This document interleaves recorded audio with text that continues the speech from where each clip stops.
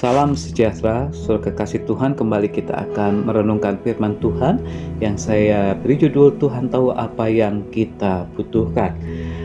Lukas pasal 11 ayat yang ke-13 dikatakan demikian. Jadi jika kamu yang jahat tahu memberi pemberian yang baik kepada anak-anakmu, apalagi Bapamu yang di surga, Ia akan memberikan Roh Kudus kepada mereka yang memintanya. Mari kita akan berdoa. Kembali Tuhan, kami datang kepadamu dan kami siap untuk merenungkan firman-Mu. Berbicaralah kepada kami, karena kami siap untuk melakukan apa yang menjadi perintah daripada Tuhan. Di dalam nama-Mu Tuhan Yesus kami berdoa. Amin.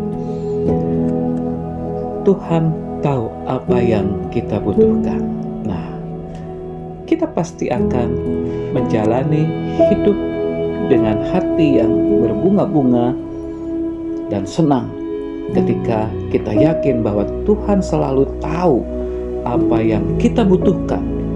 Bahkan bukan hanya tahu apa yang kita butuhkan, tetapi Dia juga mau dan selalu memberi kepada kita yang kita perlukan. Itu yang kita yakini pasti. Akan tetapi dalam kehidupan nyata bisa lain yang teralami. Di saat kita butuh pertolongan, Tuhan sepertinya berdiam diri. Di saat problem hidup begitu berat dan syarat menindih kita, Tuhan sepertinya tidak peduli. Di saat kita sedang dicekam rasa takut dan gelisah, Tuhan sepertinya hanya berdiri jauh. Itu juga keluhan umat Tuhan di dalam Perjanjian Lama. Yesaya pasal 49 ayat 14 tertulis demikian. Tuhan telah meninggalkan aku dan Tuhanku telah melupakan aku. Saudara kasih Tuhan, ya, kenyataan ini membuat hidup yang dijalani kini tidak berbunga-bunga, tetapi lebih membuat orang bertanya-tanya, apakah masih ada pertolongan yang bisa diharapkan dari Tuhan? Jawaban Tuhan Yesus di dalam ayat 13 tadi sangat jelas. Bapamu tahu apa yang baik untuk diberikan kepada anak-anaknya. Ia akan memberikan Roh Kudus kepada mereka yang memintanya. Mengapa Roh Kudus diberikan? Karena Roh Kudus memampukan kita untuk melihat, menembusi mata insani kita. Apa yang setiap kali Tuhan lakukan dengan pertolongan Ia berikan, dan bagaimana Ia memberkati kita dengan semua yang kita perlukan. Saudara kekasih Tuhan, di saat hidup mengalami sengsara dan di tengah lautan derita nestapa, biasanya kita tidak mampu melihat bahwa ada daratan kecil sebuah pulau tempat kita berpijak. Mata kita seakan dibutakan oleh berbagai fata morgana penderitaan.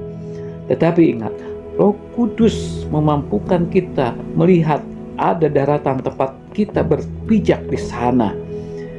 Demikian pula saat kita sedang tenggelam dalam penderitaan yang sangat dalam sekalipun, kita pasti dimampukan berjalan menyongsong hari esok. Saudara kekasih Tuhan, Roh Kudus memampukan kita menyadari bahwa dalam bimbingan tangan Tuhan semua itu dapat terjadi. Yakinlah saudara kekasih Tuhan, Tuhan pasti tahu apa yang kita butuhkan. Oleh sebab itu, percayalah kepada Dia, dan Dia tidak tinggal diam.